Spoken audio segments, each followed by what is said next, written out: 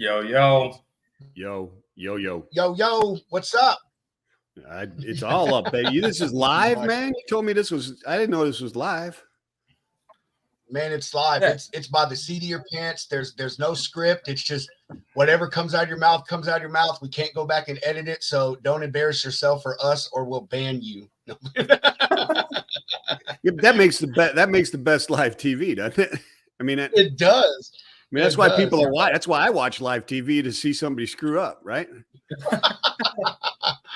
Yeah, forgot to why break it anybody. down. That's why you watch NASCAR, right? You don't watch NASCAR to see a nice clean race, do you? That's true. That nobody watch for watches the race. NASCAR to see the cars go in a circle, bro. Like nobody.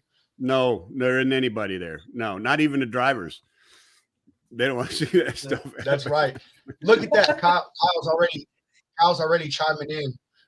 He's like, as live as he gets with Michael. Kyle, you have no idea. We had to set some rules before we went live. He was getting a little out of hand when it was just us. Yeah. That's it. I mean, I still think there should be steaks and some bourbon on this table. I'm really upset. Well, I will say, Mike, we tried having you on a Friday show where that is exactly what we do is we have bourbon and eat and do other stuff. But Michael, you are the mysterious Michael Vincent. That is your name.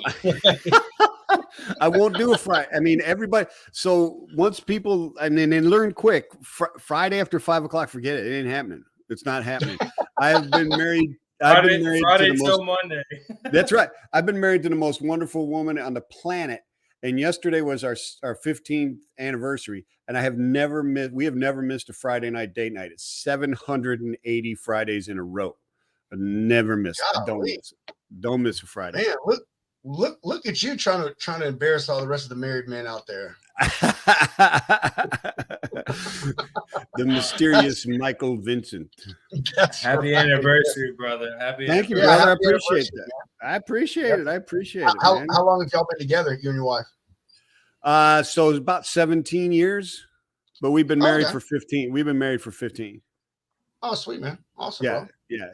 She's from Soddy Daisy, Tennessee, over here, which is Soddy Daisy. Which you probably all, I mean, so yeah, right? Dr. Dre knows. I know Soddy Daisy, man. If you ain't from Soddy, you ain't nobody, right? Isn't that's Oh man, I love that. I love that, dude. I just know they got a hell of a wrestling program, man. Some of them cats whipped my ass in high school, so that's all I gotta say. Where'd you grow up, man? I grew up in Douglasville, Georgia. But okay. Yeah, kind of a mutt between Atlanta and here in Nashville. So playing my ass in Nashville for the past 7 years. So I love it. I'm Chattanooga, so I'm like half, right? I mean, that's what people like. Chattanooga. You like Chattanooga? I said Chattanooga's awesome. It's a beautiful little town that doesn't know it's a city yet. You got great outdoors, great stuff to do out here. If you like outdoors and a cool, like good foodie up and coming vibe, it's really cool. And Atlanta's an hour and a half that way, and Nashville's an hour and a half that way. You can't beat it. And they said, well, isn't Knoxville right up the road? I said, yeah, but I mean, it's Knoxville. I mean, UT's there, that's cool, but the rest of the city is like, I mean, you know, it ain't Nashville, that's for sure. Well, I mean, chat wasn't cool until they got rid of that paper plant, man. I remember when I was a kid. Oh gosh, yeah. It smelled like rotten ass all day long. Oh gosh, dude. Yeah. Chattanooga's cool, man. I get with you on that. But well, how was your day, Mr. Michael Vincent?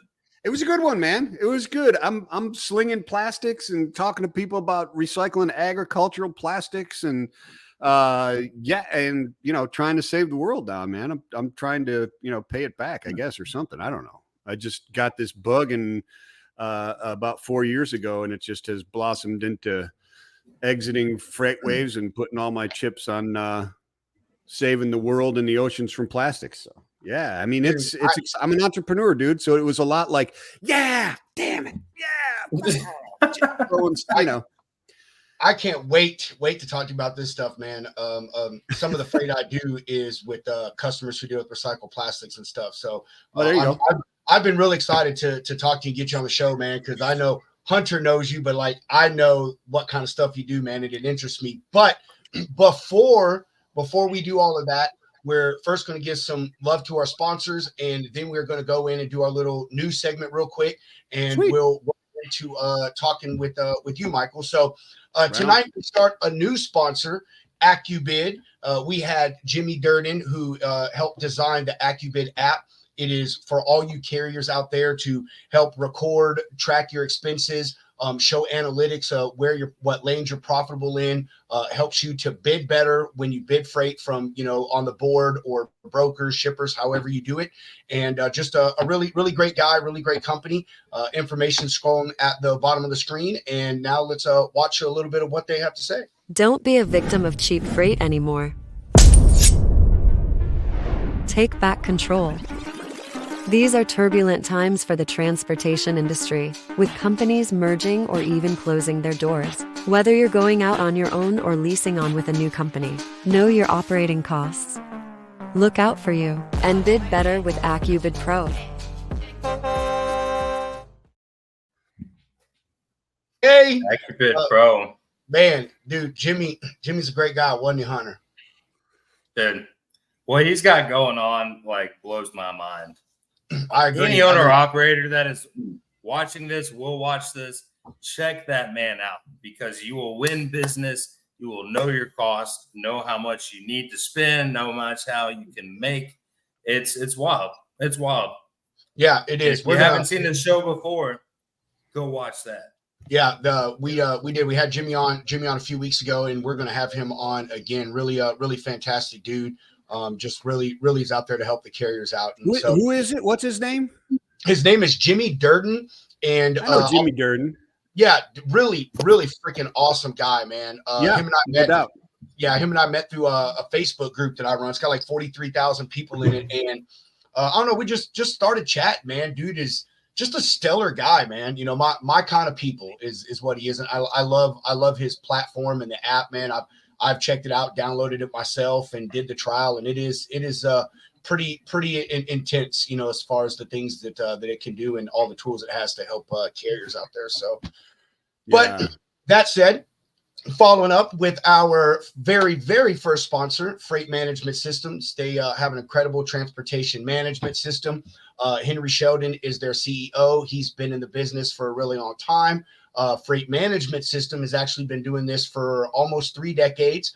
Their platform has a lot of amazing tools, has a lot of integration abilities. The things that it can do, I really just can't touch on it in this little short amount of time. We had Henry on, I think, the second week of our show. If y'all want to go back and watch that and hear from the horse's mouth the things he has to say. And to follow up with that, here's a little bit about Freight Management Systems.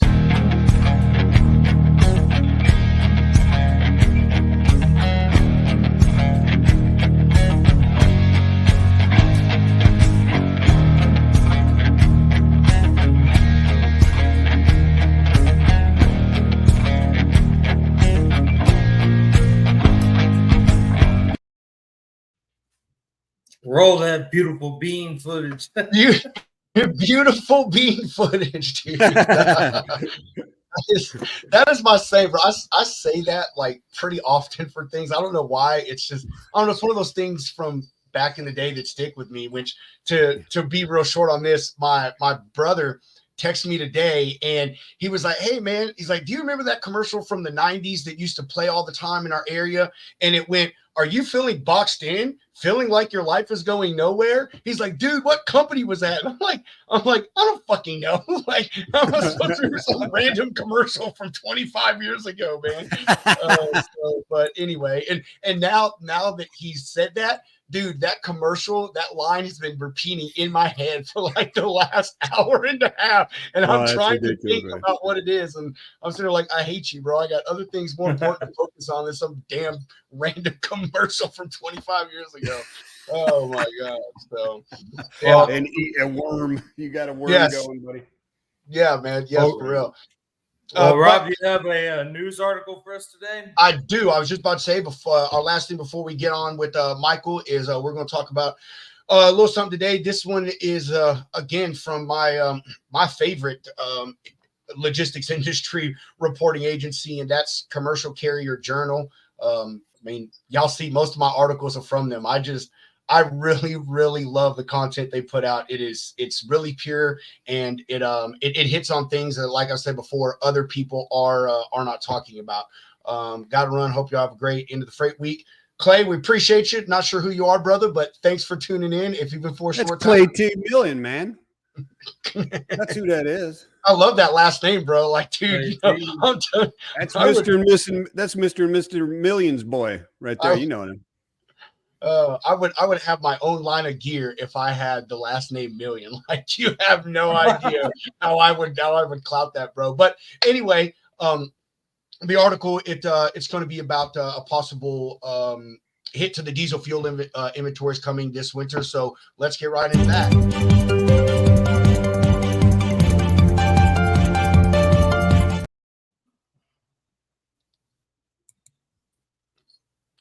Boom! I got to make that video a little longer. You know, I trimmed that down. I was feeling the same, but thing. I think I need to go back. Yeah. I feel like I need to make it like at least like 10 or 12 seconds long. So yeah, this is how the lounge is, Mike. We just fucking bounce everywhere, bro. Just random. Dude, I'm with you, man. I'm with you. Hey, I worked with Dooner for 3 years, bro.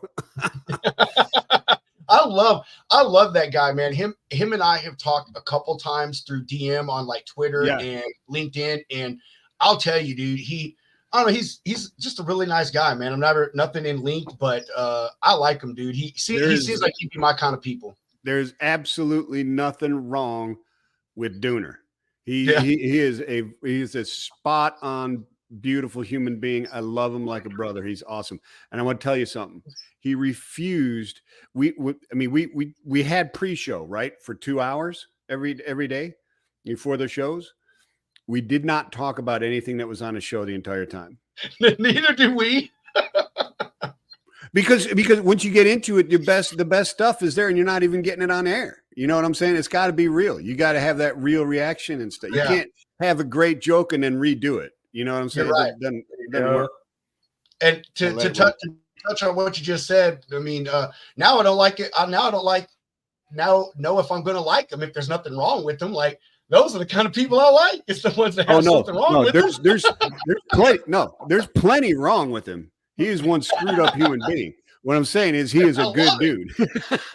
Yeah, he's still a good dude. He seems like he does. He seems like it, man. He really does. To get into our article here, as you can see, it talks about the low diesel fuel inventories. They're volatile, and pricing is likely to boost carrier exits. So this article, man, this is one flipping long article, so I'm not going to go through the whole thing. But no, let's read it word for word, dude. Dude. I mean, it is. Look how long I have to scroll. Look at that. Like it goes in depth into this stuff. I mean, it even touches on some shit that makes no sense to me at all. But I'm sure if I pulled my brother on here, who's a petroleum engineer, like, oh yeah, man, it's here and the Permian Basin and la la la la. So yeah. Does he talk a lot about distillate molecules? The highlight of the article. Yeah, dude. He's a petroleum engineer, man, and the shit he talks about, like, I'm like, bro, I don't speak Latin. I don't know what language you're speaking, but I don't understand it, man. As soon as the distillate molecule comment comes out, I exit. I'm out. I don't know. They're like, hey, I know I'm college educated, but I still need small words. Yeah, I'm with you, bro. I'm with you. And there's not enough pictures in this article for me either. There's not near enough pictures. Yes. Bring on the guy that can explain that graph to me. You and I have talked about that shit before, Hunter, about the graphs everybody does, and I'm like, dude, I don't know what you're trying to elaborate on here, or what you're. Here's this graph. This is bad, but why? So, Mr. Potato, what is this article about, bro? I know. I was just about to say, see, that's what I mean, Hunter, man. He gets us trailed off, man. We gotta control him. Anyway, this as the article, the headline states, it talks about that we are going to face a possible fuel shortage, diesel shortage coming into the winter months, specifically from November until February, which is I guess what the industry measures the winter months in. the article says that Saudi Arabia and Russia have decided to cut further their heavy crude oil production, which is really important to us, obviously. And B, it sucks really bad because we're coming into the seasonal demand. Summer and winter times, that's when demand for diesel picks up because that's when the seasonality of the freight market shows its peaks. Summer, it's all the warm things and clothing and apparel, and during Christmas, it's lots of food and again lots of retail products and so forth and so on. So the fact that two of the largest suppliers I'd probably say the two largest suppliers in the world are deciding that they're going to cut crude oil production, at this time. Obviously not a good thing for us. Now, I won't get into the political stuff of it. We don't do this on this show, but you guys know, man, this is strictly for it to hurt America. None of their other customers are probably going to be affected by this. Russia, we've been hitting them with sanctions, and they've been, not providing us with petroleum products for a while now since the war in Ukraine. So this is just further going to strain those relationships, and it's going to possibly put some strains on us here at home as far as our ability to transport freight around the country. So, man, completely lost my train of thought. Man, there's my brain. Diesel shortage, no politics. That's what I got. Yeah. So, I had my train of thought, man. I got a brain injury, so sometimes my mind just stops completely working on me. Yeah, I injured my brain with lots of drugs back in the day too. That's part of it. But I was in a vehicle accident 5 years ago, man, and it like really really messed me up. So there you go. But either way, in the author of the article had reached out to all the major truck stop companies in America, and TA, Pilot, Loves, and Flying J, which Pilot, Flying J, pretty much same thing. Asked them about how they're feeling and what their outlook is on this possibly being an issue, and all of them came back saying that they don't foresee a problem happening. That our stockpile right now is actually, and it says this in the article, we're actually above what we were last year at this time. And if everyone remembers, last year is when we had another diesel shortage, and they said, man, it's going to be a shortage. Prices at the pump are going to skyrocket, so forth and so on. And the prices did go up. In the article, it says that last year they hit, for the first time, national average $5 a gallon. So as of right now, we're ahead of that by several million barrels. So the truck stops are saying they don't foresee it being an issue. That they obviously don't just procure their diesel products and their fuel products from only one supplier. They have a global supply chain and tons of connections to make sure that all their people are supplied. Also, if you're in the industry, Loves, I don't think they own their own refineries, but they pretty much own their own stuff, all their stuff's hauled in their own vehicles. It's bought from their own stuff. So I really don't think that they're going to have an issue. If any of them do, it's likely they're not going to be the ones that have any kind of shortage at all.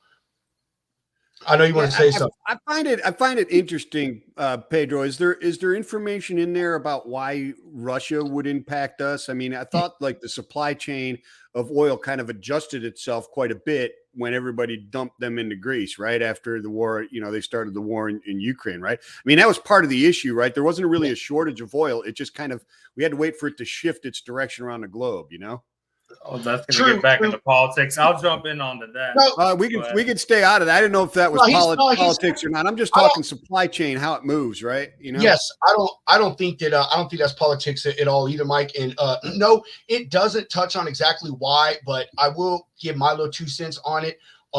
Mainly Saudi Arabia will obviously be the issue from us. We procure pretty much a vast majority of all of our petroleum products from the Middle East, Saudi Arabia, Kuwait, all that stuff. Russia, now the reason that, from what I understand, that they hurt us is because they supply a lot of the products for Europe. And now, because they're not doing a lot of that because of the war in Ukraine and the countries in NATO and other places. Ukraine, you know what I mean? So point is those countries are having to pull their stuff from our suppliers as well. So, It's taken away from the inventory we would be able to buy. So I guess, in a way, Russia doesn't directly affect us, but indirectly down the line of the supply chain, it does have, have an obvious effect on us. honestly, I'm sure that if my brother answered his phone, I could probably get him on. He could give us a 5-hour orientation about exactly how that. Oh, I'm sure he could. I'm sure he could. Yeah. And when it comes down to, the prices are going to be affected by sentiment, right? I mean, it's not actual supply and demand; it's the fear of supply and demand, right? That is true, and it actually does talk about this in the article that just like last year, the fear of a diesel shortage coming to fruition caused the prices to jump up. Places that were below $5 a gallon went well above $5 a gallon. And if you remember last year at the peak of everything, California, man, they were $6-7 a gallon. So they do talk about that in this article, but they also come back and say that they don't know how much of an increase it would have, if any, because as it states here, the price of diesel has actually been going up 10 out of the last 11 weeks. And we've already seen, I'd have to scroll down again. This article is so huge. Right here, it says now the national average is $4.63 a gallon. It has jumped more than 86 cents over the last 11 weeks. So, we're already. But if we could pump domestically like we were, instead of spending millions of dollars a day, Dr. Dre, dude, the political meter is going. I didn't say anything political. I heard you thinking it. Reservoir. I heard you thinking it. I'm in full agreement with you, Hunter. I mean, I'm all about it. I am too. Totally on board, bro. Yeah, we wonder why. I think, if it was me, man, we would stop buying and manufacturing a whole bunch of shit overseas. Like, bring everything back here. Stop your dependence on other countries, because it does nothing but cripple us or anyone who depends on other countries for things they can produce their own. But anyway, getting back to the point. So fuel has already jumped 86 cents over the last 11 weeks. They're saying that we are already now creeping back up to those high diesel prices that we saw last year around this time, where it was around $5 a gallon. So like I said, they said that it could have an increase, but they don't know that it will have much of one, because diesel is already on a steady incline as it is right now. That this may not even cause that big of a rift. Point is all of everything that this article says, all the people they talk to, the truck stops, people from other agencies that deal with like fuel trading and things like that, have all said that they don't feel that the shortage is going to happen. That if it does, it will happen later in winter, January, February.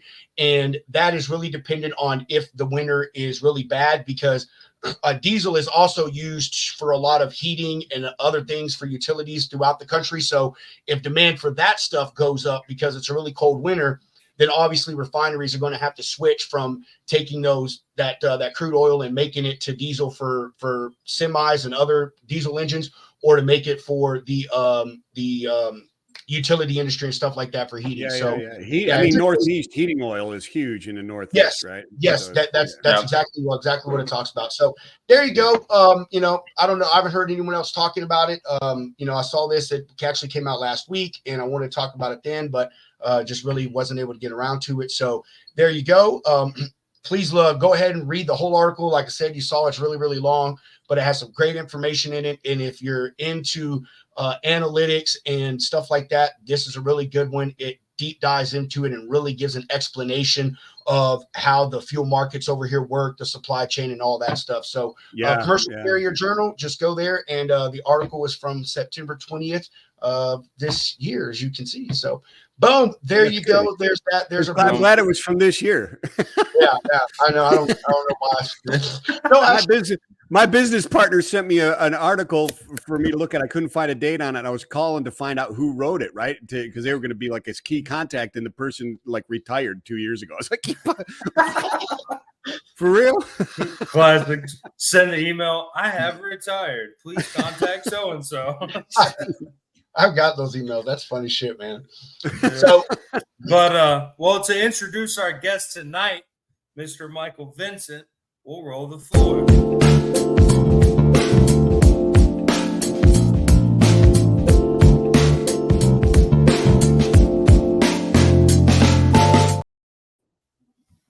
Wow, and that was me picking up a bottle too. I know. I don't know how you got that. I don't know. I was in the woods with the camera, man. You know, you're Michael Vincent. We have to get the footage. It's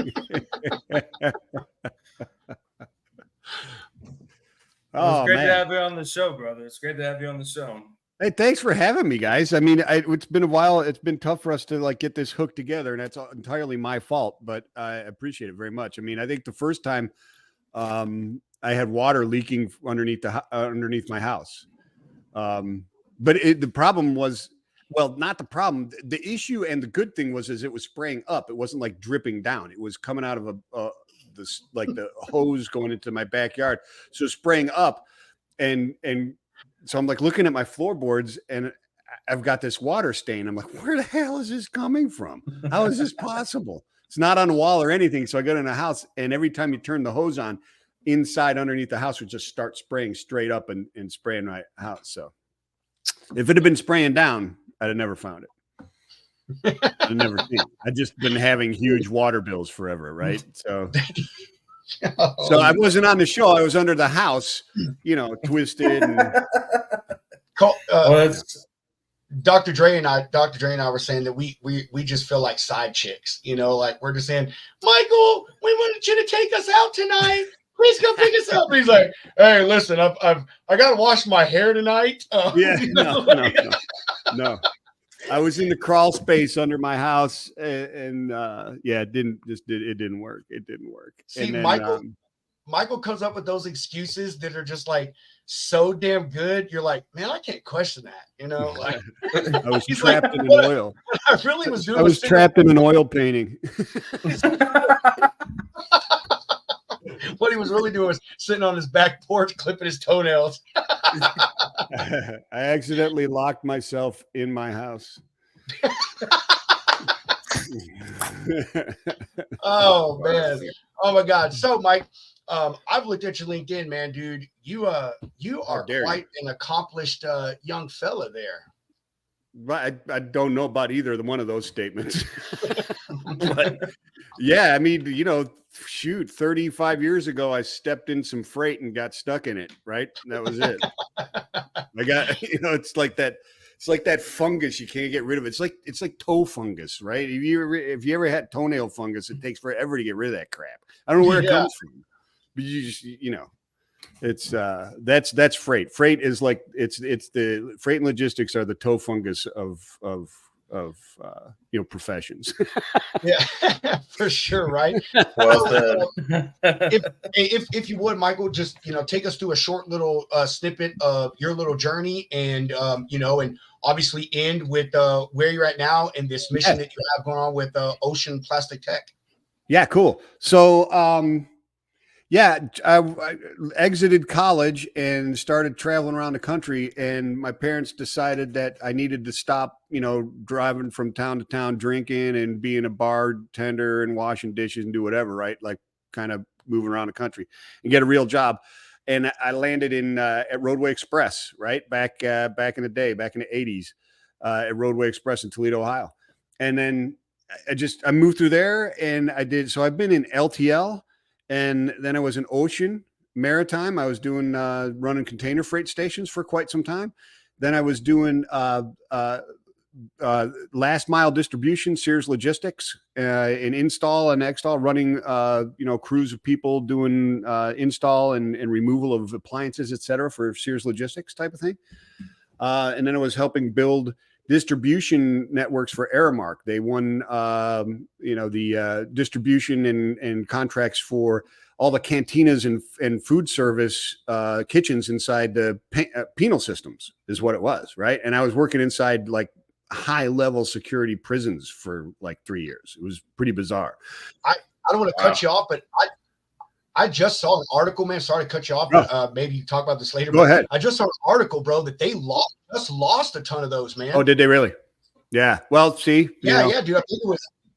Well, when I was there, when I was there, my claim to fame while I was there is I opened the first kosher kitchen inside a penitentiary. That was me.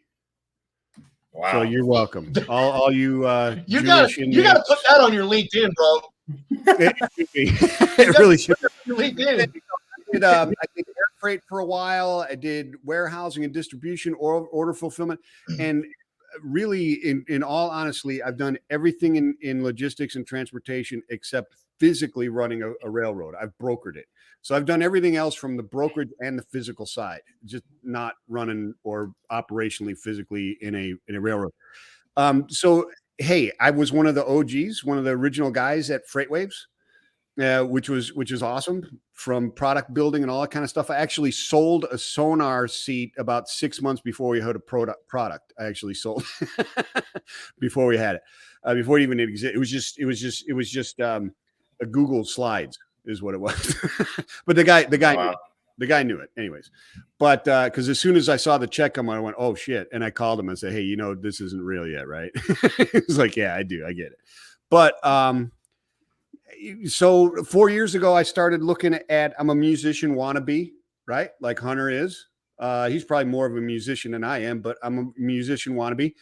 And I wanted to do something good. I was looking at plastics and the plastic situation, and really want to start using my knowledge and experience or whatever to do something good, right? To do something even better than helping supply chains, which is really actually a pretty noble cause. Because as we all learned during the pandemic, et cetera, pretty damn important. Not only, I mean, it's a national security issue, not only a humanitarian one, but it's a national security issue for everybody. And it can be weaponized real easy, as we're learning, right? But I wanted to create guitar accessories out of ocean plastics. And I was searching for a partner, and I found one in Ocean Plastic Technologies out of South Africa to work with me. And as I learned more about what they were doing, I was like, you know what, I can do far better by just joining these guys and helping get this technology and what they're doing around the country, right? Around the world is really it.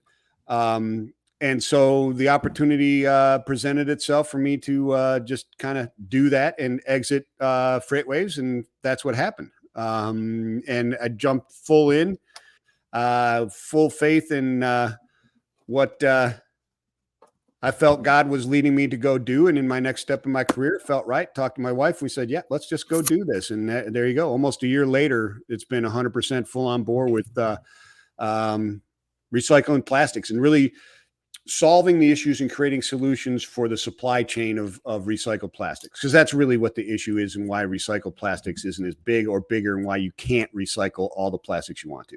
It's the infrastructure and the linear supply chain that needs to be circularized. And then that's what the solution is logistics. Logistics got us in the problem because it's linear, and it'll fix it.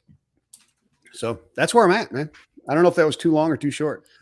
You want me to go back and try again? No, man. No, it's wild though. Like Michael, when I first talked to you, like that's the thing that caught me, because I had seen you when you were first starting to preach OPT, and yeah, you told me what's that, about the farms in Knoxville. That yeah. 300,000 pounds of rubber mulch per harvest. That's one of the things. Yeah. So, exploring what's going on. So this will give you a real good sense of why that is and why that's important. One of the big thing that we do, and along with creating zero money down entrepreneurs. I mean, the company, we've created over 500 jobs in rural South Africa, like KwaZulu-Natal, who are now making money cleaning up the environment, and ancillary jobs around those grow into over 1,000, right? Where they're cleaning up and selling these plastics, cleaning them up.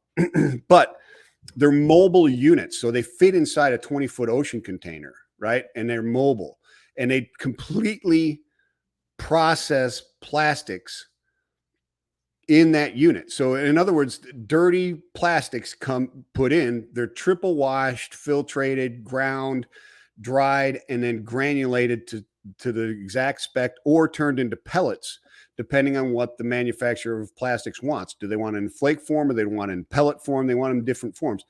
It can be designed to do any of those right there at location, right? And so that's the solution. Now you don't have to bundle or bale plastic bottles into bales and then ship them to Indonesia and stuff like that. They can be recycled right there at the place where you turn them in, and go directly to manufacturing on the next street, right? And that's the solution. So in the farms that you're talking about, we're getting into the agricultural and talking to and working with some universities and co-ops and that type of stuff. The problem is the logistics. These dirty, filthy plastics are coming out of these farms. And like you said, this average size farm, not even average, it's just a pretty small farm, 300,000 pounds per harvest, because they cover the ground in plastics and then plant through it. And to keep from weeds, bugs, and not using pesticides, that type of stuff. And underneath that, they have plastic tape that's called drip tape, but they're hoses, plastic hoses. All that stuff comes out. And you can imagine how much you need that stuff to cover 1,000 acres, right? It's a bit. But the logistics, it's so dirty and hard to bale. They have to pay $90 a ton to have it pulled out and then shipped. And then it goes into landfill or it's burned because it's so mixed and so contaminated. Less than 1% of agricultural plastics in the world are recycled. Less than 1% because of that. Now, our solution goes in and it comes off the field and it comes out of the field as a nice little pellet ready for someone to go turn it back into some more film or into a plastic bottle or into whatever it happens to be. It comes right out of the machine, does it? Right? So you're talking about plastics and a commodity. Think about this. 70 times improved weight to volume metrics on this stuff. So for all you LTL geeks out there, that's like taking a class 400 shipment and turning it into a class 55 like that, right? It's a difference of cubing out a 53 footer or weighting out a 53 footer. Our stuff will weight it out way before it cubes out. So you're moving a lot more product in one shipment. So it improves the logistics tremendously. Dude, that's awesome, brother. I'll tell you, man, I wouldn't call myself a conservationist because I just wouldn't, but I will say that I am huge about trying to help our planet, man. I don't know, as I've gotten older, man, and learned things, and I've just seen that, like, man, humans are the number one thing that are detrimental to planet Earth, you know? Yeah. And one of the best and worst things that we've ever invented was plastics. It is an amazing product. It does a lot for us. It's in almost everything we touch every day, but just like it, I'm not going to go on my rant, just like EV batteries, there's no real good way to dispose of them and recycle them to make them usable for other things. And I'll tell you something that I'm personally trying to do or am doing right now, Mike, is I don't save my plastics, but I made a little bin out my garage that I save all my cardboard and I recycle it. The only reason I don't do plastics, and surprisingly actually learned this as a freight broker, is plastics are one of the hardest things to recycle from like my level, because there's such a huge variation in what's put in each different chemical or what product, the colors it's made out of, the composition, all these things. And city dumps and landfills don't want to spend, for the labor for someone to go through and sort all this shit. So I hate that I can't do it, but I only don't because I know I'm going to spend all my fucking time sorting it. And they're just going to throw it in the back of the, of the same garbage truck. Pedro, you just stated my case. I mean, that's why only 4% is getting recycled, is because the MRF system, or the material reclamation facilities, these huge $20 million facilities, they can't go through and take out all the yogurt tubs and cottage cheese tubs and all this kind of stuff and separate. They can't do it, and they don't, and they're not going to, because the system is set up to do this. And that's why 4% is there. It's not a massive conspiracy or anything like that. It's just the way it is. Yeah. And so we have to think of different ways. And so our idea and our technology takes the recycling to you. So now imagine this though, Pedro. Imagine that every day your plastics, you don't have to hold them. Every day they were dropped off somewhere, right? And then just sorted right there. That's it. That's cool. Immediately. Man. Immediately in those small batches, cleaned, washed, ground, gone. That's each time. That would be I mean, just simply amazing. I love what you're talking about, man. And here in a minute, I actually want to see if we can touch on scalability. But before we move on, I want to say that I have a small part in what you're doing. Obviously not directly with you, but ironically, Hunter's worked with one of these people. But one of the people that first got me into recycling stuff was a Recycling Revolution, and they buy scrap bales from all kinds of places. I know exactly who you're talking about. I know those guys. Yeah. And they bring it in and they bring it to their facility, change it up, turn it into other products that can mostly PET, but they can be shipped off and all that stuff. They also ship plastics overseas to be recycled in other countries for them to use some products. I have a customer right now, man. I do a huge amount of freight for him, but he does the same thing, man. He brings it into his facility, turns it into mainly PET, and then ships it out in Gaylords. And a funny thing that you touched on was about the cube versus the weight thing, and that's him. Like his entire business model is around him being able to weight stuff out and not cube it out because 100%. because he gets paid by the weight. So the more he can put on that truck and get out to his customers, the more money that he makes. So yeah, man, I have a little small part in it, man. And it's actually one of those things that I enjoy the most, because I know every load I do for him, it's going to a plastics manufacturer that's reusing something versus going and using all the petroleum chemicals and all the other compounds and stuff to make new plastics and just add to the problem that we're already trying to fix. 100%, man. And before we move on to other stuff, I want to touch on what you were talking about before is, it being an environmentalist or a tree hugger or whatever you want to do. I'm not Greta Thunberg. I'm not going to go out there and tie myself to, a fork until it's recycled correctly. That ain't happening. But and I don't believe that plastics are the devil, and I don't believe that Dow Chemical and Exxon and those that make the resins and all that other kind of stuff are the devil. It is an absolute blessing. Our world would be a disaster without plastics. It's the irresponsible use of the plastics that's the issue, and the broken circular economy to be able to recycle it that needs to be fixed. And it can be. It's just going to take some time for that stuff to happen. It's just like you said with the EVs, right? When you get into the EVs are getting better. They're making solid state batteries. They're going to get away from the lithium. They're finding better ways to manage the lithium and stuff like that. And we'll get there. There are baby steps that we have to take, and we're going to take some bruises along the way, but we'll get there. And part of it, and we all have to be conscious of, is even if you could flip the switch today, the state of Texas is basically over if we just go right to electricity, right? So you got to be conscious. I live in Texas, man. You're 1,000%. They get a little bit of snow, they don't know what to do. Right now. Hey, my dad used to tell me he was from just north of Dallas, between Fort Worth and Dallas, right? And he came down there and he bought me my first pair. I came down there and he bought me my first pair of cowboy boots. And first thing he said to me, and he said, "You know what the difference is between a cowboy and one like you is?" I said, "No." And he goes, "On a real cowboy, the bullshit's on the outside of the boot." Oh man, that's funny. That's funny shit, man. Where was he from? Where's he from? North of Dallas? Like what exact city? Is it it's not Denison? I think it was. Or no. There is a Denison. There's a Denison. Isn't there a Denison? So he worked for Brown and Root. He worked for Brown and Root, right? Okay. Which is big in Texas. He did. He built the.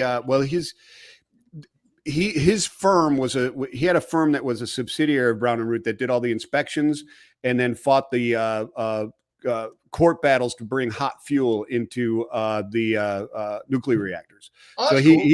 So he did like Grand Prairie, he did Bay City and stuff like that. I know exactly. I live like an hour north of Austin, so I know exactly where Denison is, or Denton, if that's what you meant. I know where Denton is. It might be Denton. I can't remember. It's been so long since he lived there, and he's passed away, so I haven't been there. But when I used to go down to Dallas, it was legal to drink beer and drive. Okay. Oh yeah. And that wasn't that long ago. No, it wasn't. It wasn't. I have a story, but I'll share it. I'll share that another time. Anyway, back to what you were saying. Oh, me? So, What was I talking about? I don't remember what I was talking about. Oh my Lord, man! And we're live. Yeah, and we're live. So, but dang it, now I forgot, dude, what you were talking about. We're talking about recycling. I want to bring this up as Mike. I said I'm not. I said I'm not Greta Thunberg. That's what I said. Yes, yeah. Oh no. What we were talking about the EV industry and how they're starting to move away from lithium, and then you had said that if Texas had went to all electric tomorrow, that like we would shut down, and then we got into the Texas talk. Yeah. Just because we have to be conscious of because I contend this too, and I try and do this in my podcasts and my talks and stuff like that, is for people to understand and what we have to be thinking about, and even gentlemen in your own position, right? In logistics, the world of logistics is changing, right? You got AI coming that's doing a bunch of stuff. You got all this kind of stuff, and I've been hearing it for years, right? In 2012, the voice broker was gone because of digitization, but they're still here. But and things adjust. We have to understand that the haves and the have-nots around the globe are going to change drastically as our supply chains change and our sustainability efforts change, right? As we go away from oil, it's just wind and solar is cheaper than coal right now, right? Okay, so what happens to the rail if we go from coal to wind and solar? We are a long. I mean, it's running on coal, right? I mean, all that stuff is moving on coal. Your infrastructure and your cost to rail is going to be more expensive than truckload if it's not subsidized by coal movements. Yeah, we're a long way off, man. From moving from any other primary source other than petroleum, coal and all. Exactly. And I think I will say one thing that I like about what you're doing on this note is, and to touch on the EV thing a little bit too, is, there's this huge push to fix the petroleum industry, eradicate coal and oil and all these things like that. And everybody go electric and damn it, we need it overnight. Like, let's just dump millions and billions of dollars into it. Who gives a shit? What if it proves anything? Let's just, as they say, shoot our shot. But I think things like what you're doing, man, in the plastics industry and in other industries that are dealing with recycling materials, those are things that we can honestly, in my opinion, really start to fix fast and quicker than the petroleum industry, because fossil fuels does a lot of damage, but I'll tell you, I bet if you looked at numbers, plastics do just a damn good amount of damage as well too. And it also causes us to pull more from our fossil fuels, because obviously what makes plastics, it's fossil fuels. That's what I was about to bring up, man. It's controllables versus uncontrollables. People talk about EV. Where does electricity come from? Nuclear plants. Where do these nuclear plants run off of? No, you're 100% exactly right. What they're fighting, and then that goes into the. It's all the same, but to Rob's point, when you get these batteries, these huge batteries in these Teslas, where are they going to dispose of? Probably right into the freaking landfill. And that's going to do worse than anything else. So what they're doing now is, and it's interesting because, there's incentives. So one of the things that was in the Inflation Reduction Act, the IRA Act, right, was all the materials inside of an EV battery, as soon as you recycle them in the United States, they're considered made in the United States, which brings all kinds of tax incentives and breaks to the company. So even if the materials and everything are imported, even the whole battery is imported in the beginning, as soon as it gets recycled in the U.S., all those materials are considered made in the U.S., which is great incentive to do that type of stuff, right? And it has improved. It's seen a couple big plants for recycling EV batteries show up because of that move. So those are the type of creative legislation that has to be done, right? The second iteration of the material is now American made. I think it's makes sense. Yeah. No, it does, man. And to be honest, I'm a complete. Go ahead. Sorry. No, Dr. Dre was doing that. I was about to say, y'all heard about the guy that created the first water-powered engine, correct? Yeah, he was killed. Ended up on the side of a milk carton. Yes. So, don't get me into the conspiracies, bro. Do not do it. This is not the show for that. We can do a conspiracy. They got steam trains. They had steam ships. Well, hey, listen, Cargill and Mitsubishi and Bar Technologies are putting sails on ships again, and it's new technology. I know. I saw that. Oh my god, dude! I saw the memes. I saw the memes for that, dude. Oh my, they were fucking golden, Michael. Oh my god. Oh, I'm so glad you brought that up. No one else has said that. Did you know what he's talking about, Hunter? Yeah, transit times are about to be 3 months again. Yeah, it's 6 weeks from China to Brazil, I think. But it was so funny. Like he said, they're like touting his new technology, and all these people are like, what fucking planet are you from, man? Like, this is we're literally going backwards. Dude, the stupidity of humanity is coming full circle in that sense. Well, I love it where it says up to a 30% fuel savings. Wow. Up to. So if everything is exactly perfect, you're going in the right direction, the wind's blowing that way, everything is perfect, we're in good shape. And then I love the one quote from one of the tech engineers goes, if one sail produces 1.5 megawatts or whatever it is of power, which is, you convert that to horsepower or whatever, then 6 will create, six will create, or 4 will create 6. And I'm like, wait a minute. I'm pretty sure the area of the sail and number of sails isn't in direct proportion to the speed and power which you're going to produce, right? And I don't think that's how it works, right? So, because let's put 100 on them, and then it'll go 1,000 miles an hour. Yeah. As long as they are singing sea shanties. I just want shanties to be sung on steamship lines. But one thing I have seen though with the hydro, I think hydroelectric is going to be a good thing. Have you seen where the tides, they do have those, I don't know what they're called, but like when the waves come in, it creates hydroelectric power. No, and even these wind wings they're a solid, really good idea. They do improve stuff, and you can, and because part of that technology with Cargill, we make fun of it, but they're going to be so much better because we have so much better tracking, navigation, and weather prediction, et cetera. And the technology of how these things move and stuff, they can glean so much more energy than out of somebody yelling, hey, tighten the jib sail or whatever the hell it is, and raise the mainsail, whatever. So they can be pretty efficient. And I see exactly what you're talking. And they're also talking, storing high kinetic energy as well, right? So just like right up the road from here on the Ocoee, the water coming down out of the mountains. TVA. Yeah, right. That's what you're talking about, right? So store water in a mountain, and then when you need it, when the solar's down or the wind's down, you release that water, and it's kinetic energy. You're producing energy with it, right? So there's a lot of really interesting things that can be done. That is cool. And so I do want to get back to my point that I was making earlier that I said I wanted to talk about is, what are you looking at as far as the scalability of what you're doing, Mike? Like, do you, or actually it's a 2-part question let me say this.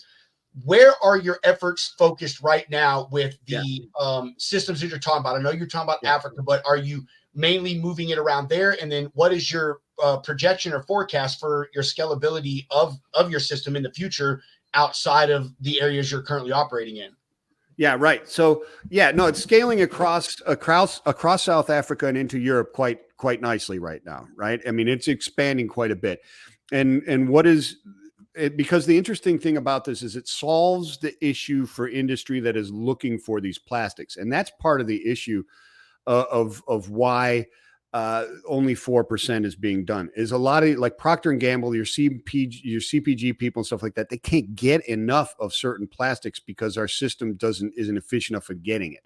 So what they're understanding is that by investing in one of these machines, it can be placed at a source of that plastic, which is even at the manufacturers, and just taking the scrap off the floor, recycling it right there on the spot and putting it back into manufacturing on the floor of the manufacturing house, right? It can be done right there because of the size and scalability of these machines. So that is where it's going. It's going away from just cleaning up beaches and oceans and stuff like that into locations where industry knows these specific things are, like at a campus, a university campus, for instance. Most of the plastics coming out of a university campus are either films, shrink wrap, that type of stuff that are on consumer packaged goods, or it's polystyrenes and polypropylenes, which are your cutleries and stuff like that, and your solo cups. So those are things that aren't getting recycled, because when Pedro throws away his cutlery, it's going to come with a few beer bottles and a few other things that they don't want to sort through, right? And his Tito bottles, I believe, is what it is, Tito's. But if you do it right there on that campus that is paying money, it turns it into a revenue stream for those locations. Okay, so imagine right now a university is paying money to throw away, to get rid of their recycling, just like most places are. You have to pay money to have somebody come get your recycling and take it. Even residents do, right? And the reason you do that is because there's so many people in the middle between that and where that recycling might go and get into manufacturing. There's not enough money for all those people. Plus, we already talked about the logistics, waiting out a trailer versus cubing it out, right? It's a huge difference, especially when you're talking about truckloads of stuff, right? I mean, if you're an LTL, you pay more for the lighter shit anyways, but not so in truckload. It's a truckload, it's a freaking truckload, right? So, you got to deal with the weight as long as it's legal, right? In most cases. In my case, there might have been a few illegal shipments, but no, I'm just kidding. It's that special plastic, that energy plastic. Yeah, exactly. No, but so now you're talking about a university that can now sell that plastic. Because right now, if you get a bale of PET, right now, PET water bottles, for example, you're going to buy it or sell it to somebody for about 6 cents a pound for that bale. Hopefully that didn't come through. I actually remember to turn down my mic for that little cough. But once it's processed, that could be worth 30 to 40 cents a pound. Okay? So you got a university that's collecting these plastics and then paying somebody to come and take those plastics, maybe getting 4% of those plastic bottles recycled. The rest of those plastics are going into landfill, which you're paying $36 to $46 a ton to get put into a landfill if you're in a Republican state or a less liberal state than like California, where you're going to pay like $90 or $100, right? That's what's happening. Now imagine that they're selling that plastic, in the case of polypropylene or polystyrene, the cutlery, for 54 cents a pound. Instead of paying money, they're getting paid for it by industry. That's where our technology comes in and really starts to hit home. It's like, wait a minute, recycling can actually make those places money. So let me ask you this, Michael. Do you sell like the systems on their own to, let's just say. No, we operate them. Okay. So if I was a customer, I'm University of Tennessee, since that's where you guys are at. And I come to you and I'm saying, hey, Michael, look, I've got all these damn plastics piling up. I'm paying this Yahoo to come pick all this mess up. Someone told me that you've got a system that could, instead of me paying, help me make money. That's right. Do you send, your container with your system in it, people along with it to operate it? And if so, what are the term links that we can do that? Like, can I just have it for 5 days, a month, a year? Like, what does that look like? Okay. So you have to look at volumes and how it's working. So in a school situation, it may be a little different because you might have people that want to sponsor it, right? Alumni, et cetera. It could happen. We're talking to one university right now where they want to use it because they want it there and a few more at universities near them and build a conglomeration, because they have polymer scientists, right? Yeah. That's part of their education. And so having those recycled plastics, melting them down, trying to turn them into fuels and looking at different ways to chemically alter them or chemically recycle them, they'd have their own source. And at the same time, the plastics that they're not using in their labs, they could be selling, that then pay for their environmental science students to actually run the machine for them, right? So we would lease it to them. We maintain it. We operate and control or negotiate all the offtake agreements with industry to make sure that it's being paid. We actually guarantee the sale of all the plastics. They can support work jobs for their students. They can support funds going into their research departments, that type of stuff. So that's how it would work, like on a campus. Does that make sense? Yeah, no, it does 1,000%. So, in that situation, I assumed that someone from your company would go, help them operate and stay on site for a while. So we would either control it, or we would train one of their people to do it and support their salaries through that revenue share, that offtake agreements, depending on what they want, right? I'm not going to say, hey, this is the way it operates, otherwise go find somebody else. No, we will, compromise to an extent to what they need, right? So tell me about another situation then, to move away from university, about a business or something, in agriculture, right? In agriculture, these guys are paying people to remove the plastics from their stuff. And then in Tennessee, they're paying like $35 a ton to have it taken away to landfill. In Dallas, or in the West Coast, Oregon, Seattle, etc., California, it's more like $90, right, for them to haul that stuff away. Now we show up with a mobile unit that can hit those places during the different seasons. And you guys are in logistics, so you understand produce season, you understand Christmas tree season, you understand lettuce season, you understand melon season. There's never a time when there's not a season, right? Yeah. Somewhere in the U.S. And so these show up and we process those plastics. Now, not only is the farm not losing money and getting rid of those plastics, they're making money on those plastics, and they're not spending any extra labor to do it because our people are running it. And now those agricultural plastics manufacturers are getting good quality post-industrial plastics, I guess it would be considered, or post from the farm agricultural plastics, to then make back into those new places. Go ahead. Yeah, no, I was about to ask. That's a great question. That's a great point you brought up. Like, so it goes from the farm to the people that produced it to recycle. That's right. Is it going back to these farms? So you're creating a supply chain of recycling. It's circular supply chain. That's why I keep arguing. This is all logistics, man. It's all logistics. Wow. So now we're talking to one of the largest international freight forwarders in the world. And I won't say who it is, but there's a plus sign in the middle of two words, so you guys can figure that out. But we're talking with them and their management and their warehouse management companies to place these either in large distribution warehouse centers or at one that is in a cluster, right?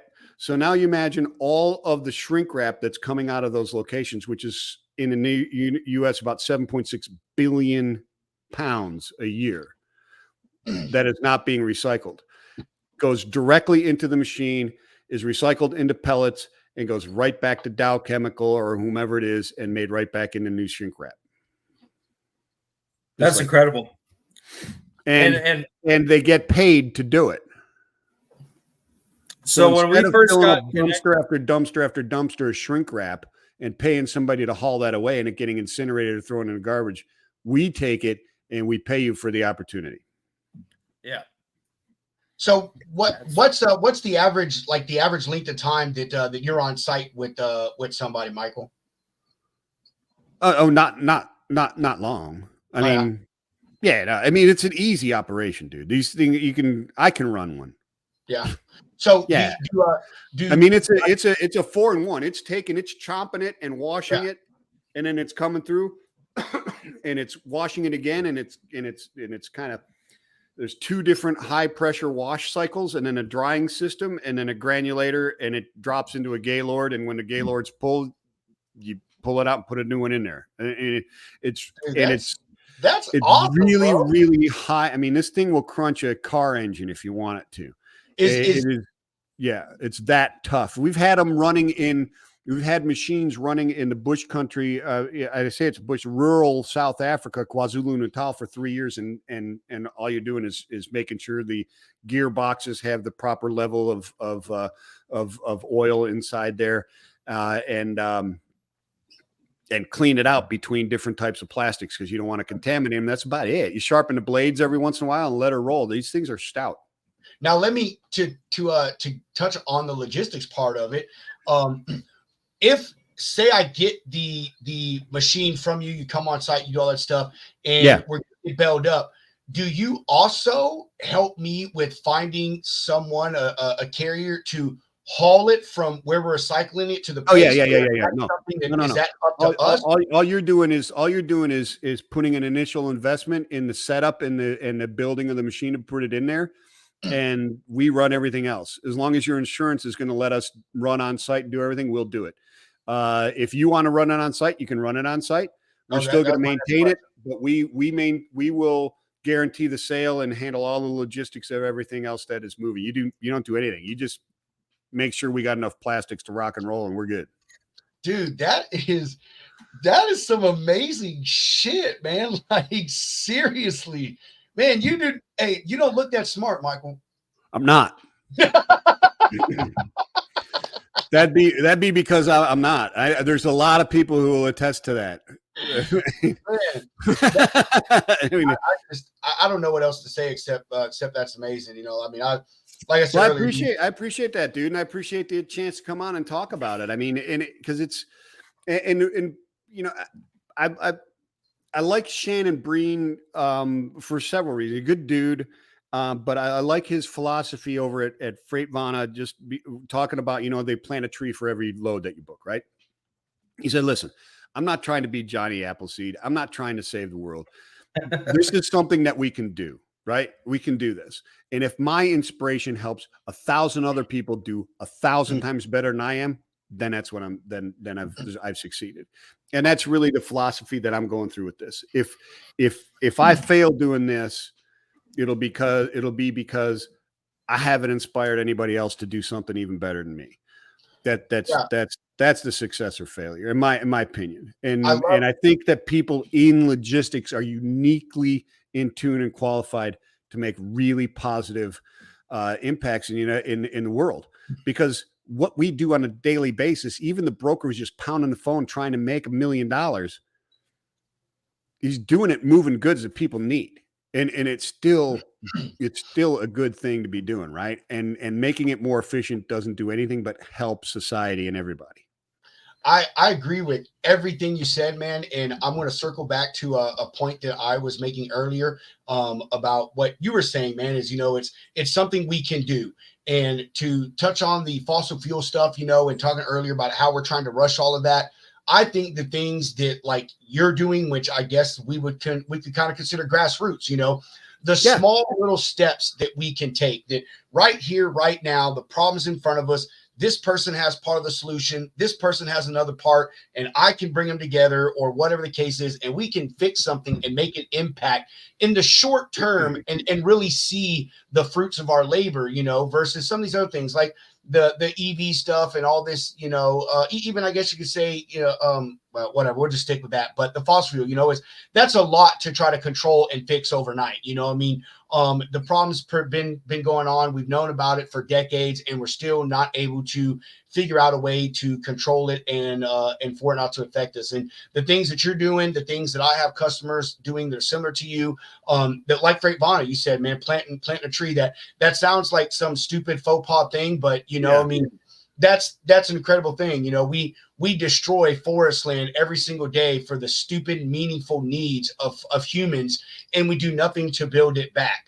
And I think, you know, any effort that we can make on that is great. And I will say on that one note that there are some petroleum companies that really are doing some things. My aunt used to be head of HR. She retired for a huge company called Hillcore.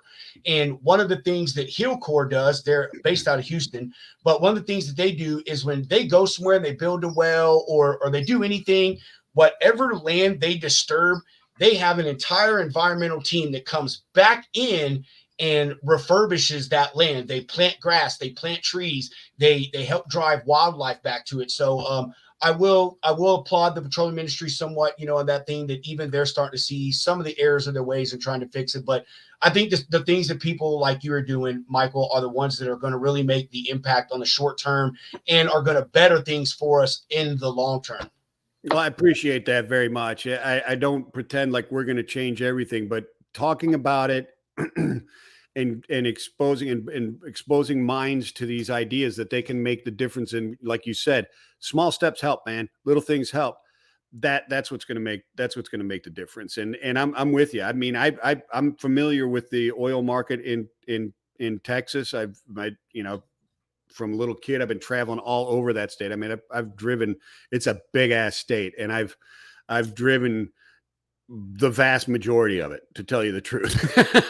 I've been up and down the Rio Grande, little border towns, and gotten hammered and thrown into Mexican jails. And I've been out to Big Bend. I've been to Judge Roy Bean's place. I got pulled over. The cops doing about 115 miles an hour somewhere near the New Mexico border. I don't know. I've done all that. I don't know, but.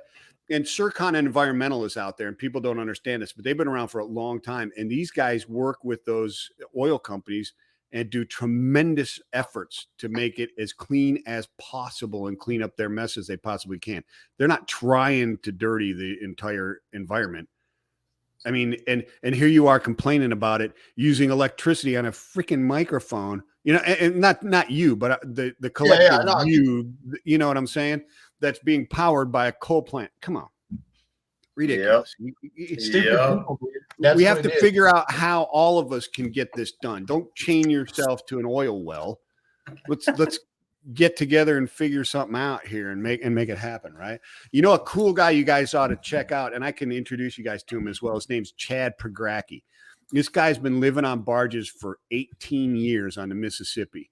Oh, man. Yeah. No, listen. With his Green Current Solutions, dude. Yes. Yep. Patagonia, dude. How cool is that? Wouldn't you like to have a vest that said Patagonia instead of Patagonia? It'd be fabulous. We have got to hook up with that guy, man. No, this is a good dude. They put on rock concerts and stuff like that, and have everybody come out and sort through the trash and stuff like that, and drink beer and rock out and all this other kind of stuff. And then they turn the plastics into shipping pallets. Dude, that's fucking cool. Yeah, bring it back to that. I want to hear your idea, Michael, as the musician, what your plan is for using these recycled plastics to make parts for like guitars, anything. Well, I have a ton of guitar picks that I made out of them, made out of plastics. I saw that you had lamps made. The lamps are badass. The lamps are cool. And those are out of those are 20% ocean and 80% ocean. What most people don't understand is that ocean plastic is crap. It's garbage, man. It is not good. You don't want something made out of 100% ocean plastic. It's not good. You can use a percentage of it because it's just been so degraded by UV light and the salt and the salinity and everything like that, that most of it's just crap. But you can use a certain percentage in things, right? Ocean bound is much better stuff and so on and so forth. But yeah, so no, I've got designs for capos. Now I never made all of these things, but making picks, capos, pick guards, right? Custom pick guards on your. There you go. Yeah. Even wall hangers. I've made wall hangers. I've got a bunch of wall hangers that we made, right? For your guitars, guitar stands, and modular pedal boards that are kind of like Lincoln. It's kind of like Lincoln logs. So you could have like a 1 tier for like 5 pedals.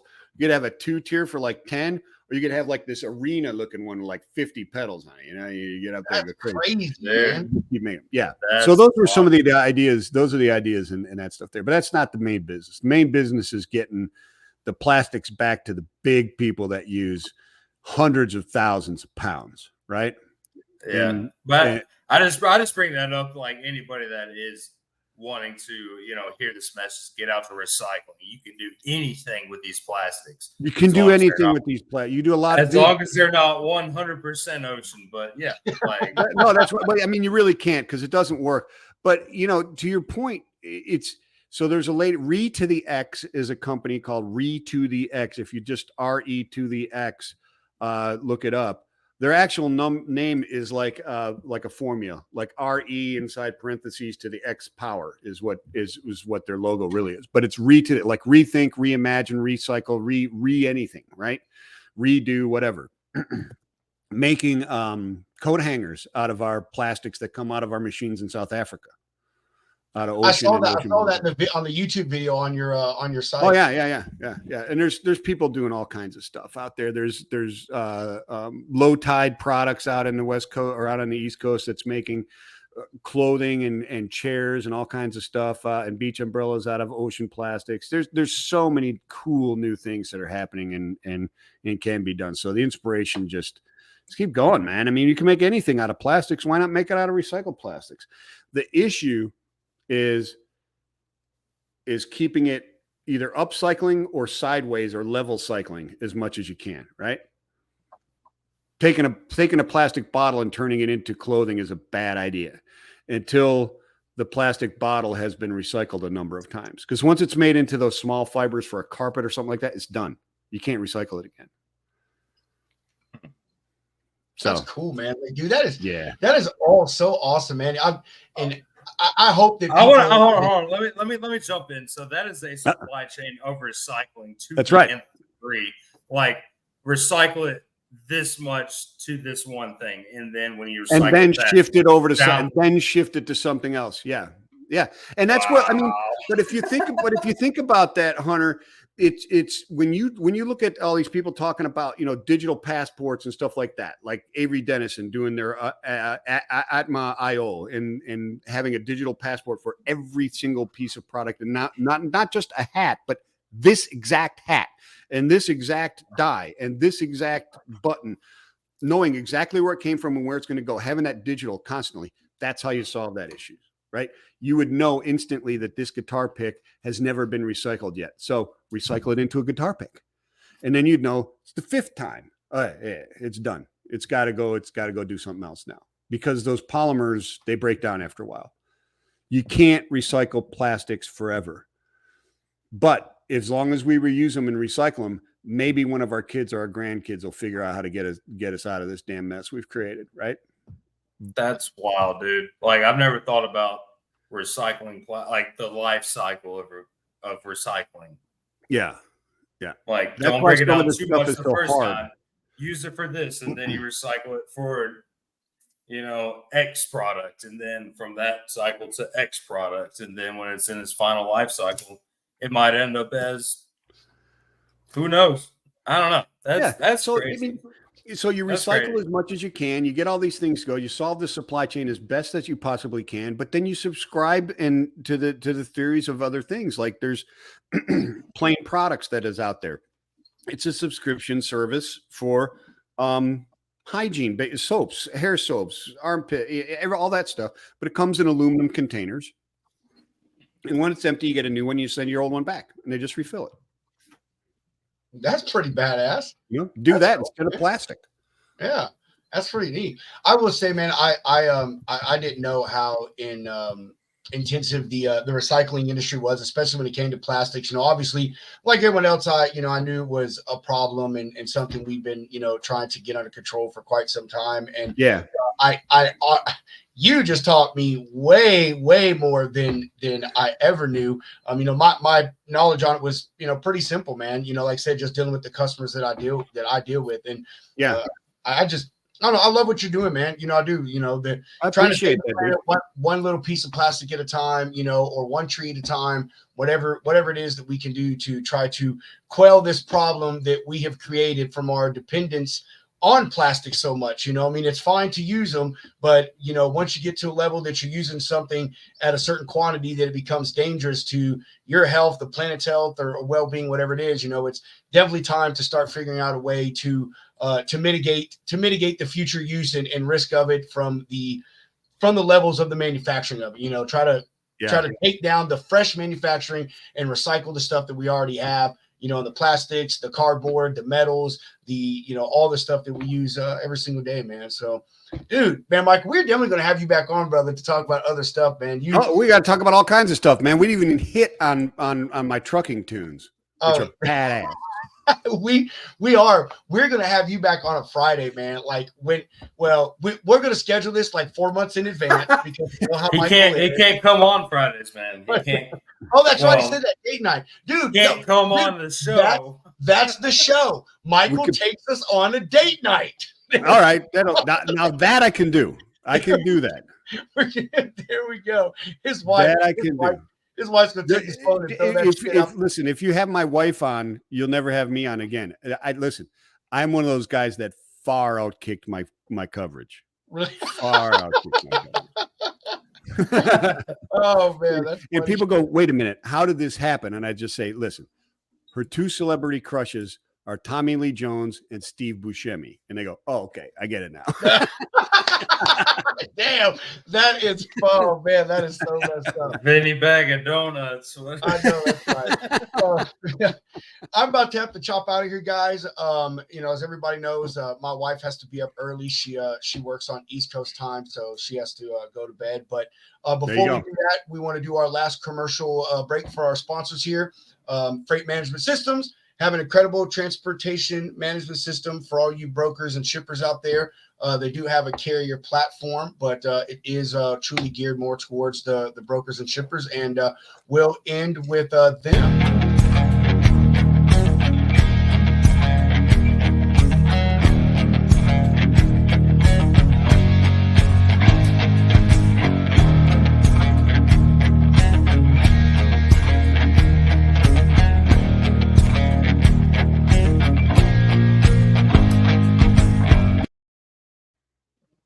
Oh, I have no idea why I said I end with them. There was my brain just like fucking glitching on me and stuff. But Freight Management Systems, incredible transportation system. Info scrolling at the bottom of the screen that we have their info on throughout the show. So go ahead, reach out to Henry Sheldon and his people. And our new sponsor, AccuBid Pro, app for all you drivers out there. Help you guys to watch over and control your expenses, see at what levels you're profitable at, help you bid better, and help you grow your business and have more visibility on your money flow. Right on. Yeah, I love AccuBid, man. You know, Jimmy, he's such a stellar dude, man. Don't be a victim. Oh, wait a minute. What was that? Sorry, bro. I clicked too bad. I'm sorry, man. Go ahead, Mike. No. Go on, man. I didn't. Don't be a victim of cheap freight anymore. Take back control. These are turbulent times for the transportation industry, with companies merging or even closing their doors. Whether you're going out on your own or leasing on with a new company, know your operating costs. Look out for you and bid better with AccuBid Pro. Bro, I love that little. Oh, this is live, right? Dude, it is. I know, it's so funny. Crystal, I haven't talked to Crystal, but Crystal over at AccuBid made that for Jimmy. I think she did quite an amazing job. So yeah, no, it's fabulous, man. It is, man. I love it. Even Hunter was like, "Did you make that?" And I was like, "No." He's like, "I didn't think so. It was pretty good." Listen, I was just gonna say anybody who's making things that are gonna make life easier or help with the costs for the small carrier. God bless you, bro. Oh man, I agree 1,000%. I operate a truck myself with a friend of mine. So and what Jimmy does is one of the things that I preach to the guy I work with, and I preach to carriers, period, man, is know your cost per mile. Like carriers are really focused on this big number, and it's like, dude, $5,000 is fucking great, but if it only pays you $1.80 a mile and your cost per mile is $1.90, then it doesn't matter what the big number is. You just lost. So quit chasing big numbers, man. Know your cost per mile, carriers, and run above what your cost per mile is. That is the only way you are going to be profitable, the only way you're going to stay in business, the only way that you're going to grow your business. And it's better to learn it now than learn it later on and have to correct a year or 2 years or 3 years worth of mistakes because you weren't using the software like AccuBid Pro to help you control and monitor your expenses. So with that said, Mike, dude, man, so awesome to have you on. We're definitely going to have you back, dude. And I'm also going to chop your ear off, man, or chop your ear off. Thank you. chop on your ear, man, about the show, dude. I really didn't know that you did stuff with Dooner and the Oh yeah, no. So I did over 300 episodes with him, man. oh, sweet. You know, I mean, we're obviously Hunter and I still learn, man. This is not something we ever thought we would do, man. And I love the flow of the show that he does, and I know you were obviously part of help putting that together. And I love the flow of the way some other people do. So basically, I know you got some tips and tricks that could really help. I learned everything I know from Dooner. Don't make any mistake. Yeah, I absolutely. I didn't know a damn thing I was doing until I was working with Dooner. I'm gonna edit this to where you're saying, man, I taught that guy Dooner every fucking thing he knows. Don't listen again. I'm gonna send it to him. Oh, man, you should hear this stuff Mike talks about behind your back, bro. he won't believe none of it. He won't believe none of it, man. Man. I did kick his ass in a potato salad contest, though. I kicked his ass in a potato salad. That is Michael's claim to fame. On his headstone, it's gonna say, I kicked Tim's ass in a potato salad contest. Oh, anyway, Hunter, bro, you have anything you want to say before we chop out? Thank you, Michael, for coming on, man. Even though it was the third time charm, but you're doing some great. You're doing some great shit out here, man. Yes. I love it. Appreciate it, brother. Absolutely. Everybody that's watching this. Hunter, we're gonna figure out a way that we can share files so we can get you in on these trucker tunes, bro. Yep, something like that. But yeah, for sure. Check about. Listen, if you don't know John Brewer, head of logistics at CKE Restaurants, you guys know him. I know Hunter, you do. Yeah, I do. I know he writes all the lyrics, dude. We come up with a tune and they say, hey, let's do one on this. He writes all the lyrics and then I sing it and do all the music. Dude, you got it. Hunter, you got to share that stuff with me, bro. We gotta like find a way to implement a trucker tune segment by Mike and John. Like we got to find a way to do that. Like Done. A police party. Done, bro. Done. Yeah. We have like 17 out there. I've got like 5 more in the can that we're producing out there. So yeah, man. I mean, Yeah. What was that one you told me about? Mike Biscuits and Porn or something like that? I don't know if it's No. The next one, a little teaser. We just did Deep Purple's space truck, and it's called Fifth Wheeling, which is badass, dude. We just put that one out like a week ago. You got to check that one out. You know what we need, Hunter, is we need to get Mike and John to write us a song for the show. There you go. I'll co-write it with you. No, what he's talking about, the next one that's coming out is White Stripes, Ball on a Biscuit. Yeah, no, I mean like we need to come up with a tune and get you to write the tune for our show. That's what we need. I'm telling you, bro. That would be so sick, man. That would be so sick. It'd be fun. It'd be fun. I got my Hughes and Kettner all lit up for you right back there. I know. I see that, bro. But that thing is fucking amazing, man. I will shatter the windows and people are like, what? And I was like, that's on the 1 watt setting. So I'm not musically inclined, but I will say all my sons are, man. My oldest, he started out on the bassoon because it was the hardest instrument to learn. He was the only one in our district that played it. He ended up being he taught himself the drums, the guitar, the bass guitar, ended up being the colonel of our drum line. My youngest, he's teaching himself how to play the guitar and to play the drums, and he's going to try to play drums at his grandma's church. So I love music. I'm an audiophile. Like if you want to talk music and shit, like I'm all there, dude. I have stuff on my playlist from Elvis. Rob was a rapper back in the day. I was, bro.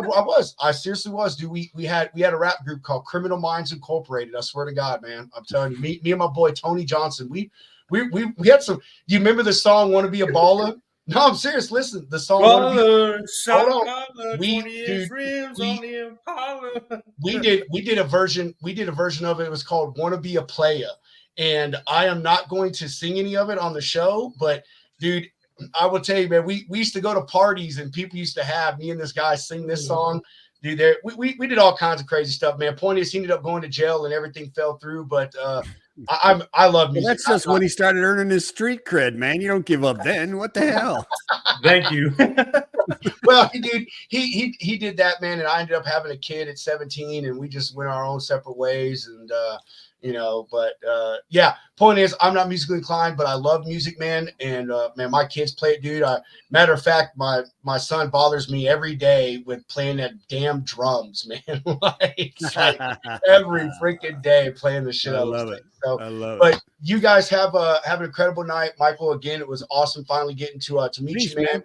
And Awesome. we'll have to hook up on LinkedIn and chat about some podcast stuff and some other shit and all those good things. Hunter, Yep. always a pleasure, my brother. And I think tomorrow you and I are going to give a stab at a solo show for once, right? Yep. And sometimes Chad, maybe. And sometimes Chad. Yeah, you didn't get to meet sometimes Chad. I love it. Sometimes He's our side bitch. all right. I like it. I like it. I like it. Anyway, Hunter, you want to take us out with the exit credits, man? Yes, sir.